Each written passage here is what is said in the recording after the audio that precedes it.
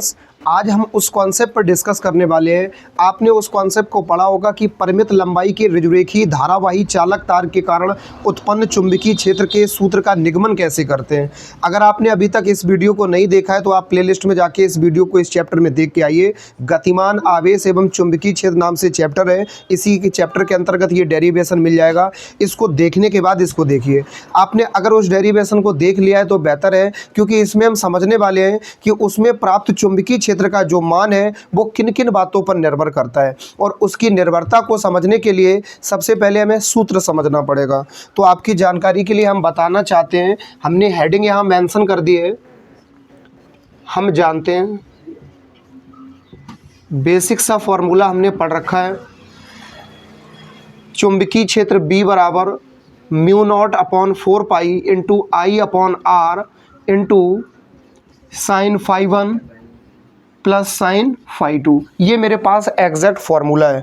तो आपकी जानकारी के लिए हम बता देना चाहते हैं और आपसे भी हम उम्मीद करते हैं कि आप समझ पाएंगे कि म्यू नॉट अपॉन 4 पाई एक कांस्टेंट वैल्यू है, जिसकी वैल्यू होती है 10⁻⁷ न्यूटन प्रति एम्पियर स्क्वायर। और कांस्टेंट वैल्यू होने के कारण बी का मान इस पर कभी निर्भर ही नहीं करेगा, क्योंकि ये कभी बदलेगा नहीं, ना बदलेगा तो ये बी का मान इससे प्रभावित नहीं होगा। अब हम बात कर लेते हैं आई से कैसा संबंध है। तो चुंबकीय क्षेत्र का मान धारा के अनुक्रमानुपाती होता है। अगर चालक तार में धारा बढ़ेगी तो चुंबकीय क्षेत्र ज़्यादा होगा। याद करो बचपन के वो दिन जब आपको आपके घर वाले डराया करते थे। वो सही डराते थे कि तार में अगर धारा बह रही है तो सावधान रहो वरना चिपक सकते हो। और तार में जितनी ज़्यादा धारा बहती है उसमें आपको आलिंगन करने का गुण उतना ही ज़्यादा होगा।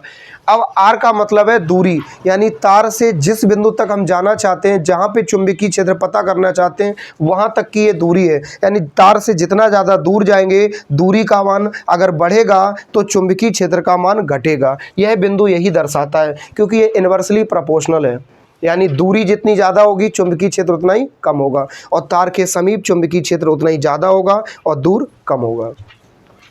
चुंबकीय क्षेत्र का मान किस पर निर्भर करता है? तो चुंबकीय क्षेत्र का मान बनने वाले फाई 1 और फाई 2 इन दोनों कोणों पर भी निर्भर करता है, क्योंकि स्थितियों के अनुसार यह दोनों कोण भी बदल सकते हैं। यानी यहाँ पे एक अगर हम पॉइंट लिखना चाहें, पॉइंट नंबर 1 कि चुंबकीय क्षेत्र का मान किस पर निर्भर करता है, तो चुंबकीय क्षेत्र का मान चालक तार में बहने वाली धारा I के अनुक्रमानुपाती होता है। यदि I बढ़ेगा तो B बढ़ेगा, I घटेगा तो B घटेगा।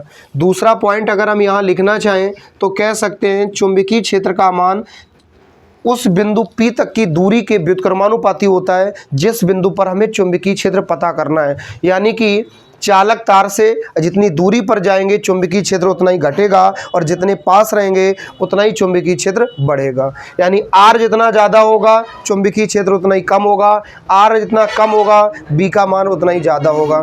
आपको अगर हम सिचुएशन याद दिलाएं तो ज़रा याद करो, ऐसे ही करके तो हमने CD एक तार बनाया था। इस तार के निकट हमने एक बिंदु P माना था। यहाँ से यहाँ तक की दूरी तो ये R है, इसी दूरी को तो हमने R माना था। जब बिंदु P दूर होगा तो चुंबकीय क्षेत्र कम होगा, ये पास में होगा तो चुंबकीय गुण ज़्यादा होगा। अच्छा, तीसरा पॉइंट देखो।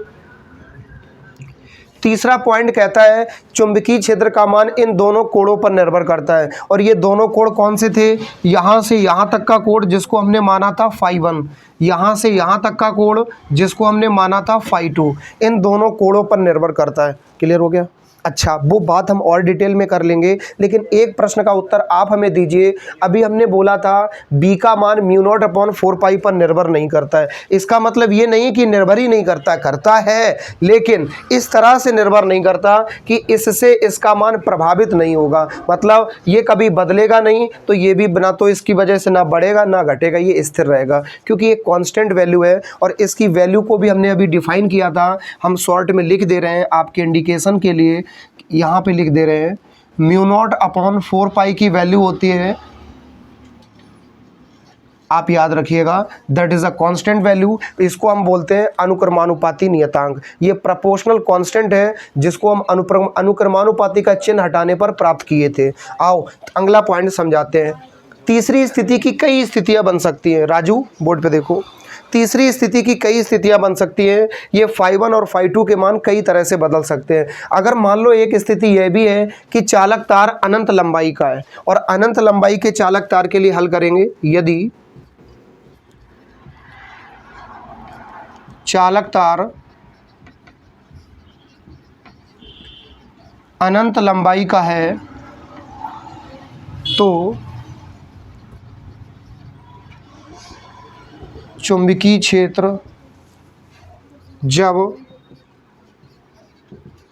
बिंदु P निकट है, इस समय आपको सावधानी रखनी पड़ेगी और ये वाली वैल्यू बहुत इंपॉर्टेंट है। आपने कभी एम्पियर का नाम सुना है, जिसको हम एम्पियर का परिपथी नियम के नाम से जानेंगे और बोर्ड एग्जाम के पर्पज से वो क्वेश्चन आने वाले समय में बहुत इंपॉर्टेंट है, क्योंकि आने वाले वीडियोस नेक्स्ट टाइम के उसी पे आने वाले हैं। इसलिए आप बहुत सावधानी से समझिए, उसको हल करने के लिए हमें इसकी ज़रूरत पड़ेगी। तो इसलिए इस सूत्र को हमें सावधानी से समझना है कि अगर ये चालक तार ऐसा है जिसको अनंत लंबाई तक विस्तारित किया जा सकता है, उस केस में बिंदु P यहाँ ना होके बिंदु P इस तार के बहुत निकट है, यहाँ कहीं बिंदु P है। ऐसी स्थिति में इसके और इसके बीच में कोण 90 है और इसके बीच में कोण 90 होगा, यानी φ1 और φ2 दोनों के मान कितने होंगे, 90-90। तो हम लिखेंगे चूंकि φ1 बराबर 90 डिग्री और φ2 बराबर 90 डिग्री, इस सूत्र में मान रखो क्या आएगा, B बराबर μ0/4 इंटू I/r, फिर क्या लिखा है लाला, साइन φ1 का मान कितना होगा 90 प्लस साइन φ2 का मान कितना 90। अभी इतनी बात क्लियर हुई। बच्चा जानता है साइन 90 का मान कितना होता है, आप भी कमेंट करके बता दो आपको याद था कि नहीं था। साइन 90 का मान होता है 1, मान रखो। बी से बोलेंगे नहीं, μ0/4 इंटू I/r, साइन 90 का मान 1, इस साइन 90 का मान 1 और 1 और 1 1 और 1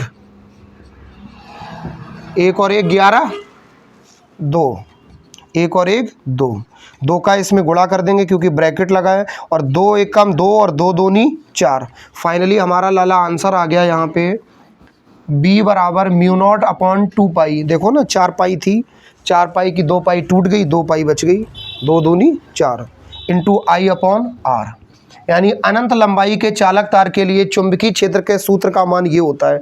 स्थिति इसमें ये होगी, बिंदु P वहाँ ना हो कि अगर पास में है, तो ऐसी स्थिति में दोनों के लिए जो एंगल बनेगा वो π/2 यानी 90-90 डिग्री होगा, और 90-90 डिग्री होने की वजह से साइन 90 का मान 1-1 हुआ, 2 हो गया, 2 दूनी 4 हो गया, फटाफट इतना आ गया। अब एक स्थिति ऐसी भी हो सकती है जिसमें φ1 का मान, आप खुद इससे स्थितियाँ बना सकते हो, लेकिन प्राइमरी कंडीशन आपके लिए हमने 3-4 बता दी, वो बहुत इंपॉर्टेंट है तीनों कंडीशन। चौथी सिचुएशन कैसे डेवलप कर सकते हो, मान लो इसमें φ1 का मान है 90 डिग्री, लेकिन φ2 का जो मान है वो मान लो 0 डिग्री है। अब क्या करोगे, यानी पहला जो φ1 एंगल बन रहा है वो 90 डिग्री बन रहा है, और जो φ2 एंगल बन रहा है वो कितना बन रहा है, 0 डिग्री बन रहा है। तो अब इस सूत्र में मान रखो, चलो शुरू करते हैं। μ0/4 इंटू I/r, लाला साइन φ1 लिखा हुआ है, यहाँ φ1 का मान कितना है, φ1 का मान है 90 प्लस φ2 का मान कितना है 0। अब इसमें बताने की ज़रूरत नहीं, आप लोग पढ़े लिखे घर के होशियार बच्चे लग रहे हो आप। हाँ, हम आप ही से कह रहे हैं, आप होशियार हैं। चलिए इधर देखिए, चलिए हंसिए नहीं, आपको भी भरोसा नहीं लगता खुद पे। साइन 90 का मान 1, साइन 0 का मान 0, 1 में 0 जोड़ेंगे कितना 10 हो जाएगा। हाँ, आप बिल्कुल गलत सोच रहे हैं, इधर देखिए, 1 में 0 जोड़ेंगे कोई फ़र्क नहीं पड़ेगा, 1 ही रहेगा, और 1 का गुणा करेंगे तब भी कोई फ़र्क नहीं पड़ेगा। फाइनली आ गया μ0/4 इंटू I/r। उम्मीद करते हैं कि ये कॉन्सेप्ट समझ गए होंगे। इस सिचुएशन के कारण चुंबकीय क्षेत्र की जो विभिन्न प्रकार की विपरीत स्थितियां हो सकती हैं, चुंबकीय क्षेत्र का मान बदल सकता है, वो हम किस प्रकार से दर्शा सकते हैं हमने उल्लेख कर दिया है। जैसे आपका मान, जैसे आप स्वयं किन किन चीज़ों पर निर्भर करते हैं, जैसे मोबाइल पर निर्भर करते हैं, मोबाइल ना मिले तो आपका दिन ना कटे, आप खाना पर भी निर्भर करते हैं, आप पैसे पर भी निर्भर करते हैं, और सबसे ज़्यादा इंस्टाग्राम पर निर्भर करते हैं। खैर, मिलते हैं कि ब्रेक के बाद। चैनल को सब्सक्राइब करना और आपस में झगड़ा करना बिल्कुल बंद कर दीजिए, ठीक नहीं है।